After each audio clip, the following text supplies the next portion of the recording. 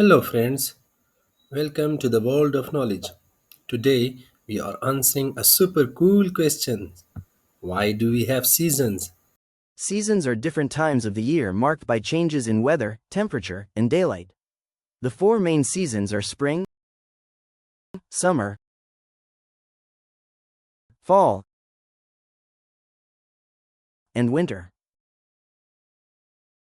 Now here's the big secret.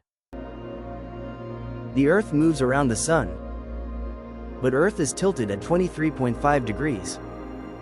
This tilt makes different parts of Earth get more sunlight at different times of the year. In the United States, when it's June, July, and August, the northern hemisphere leans toward the sun.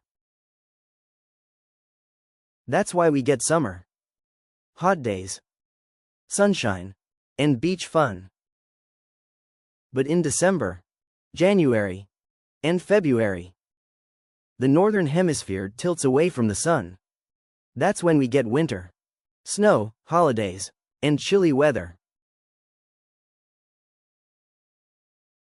Between summer and winter, we have the in-between seasons.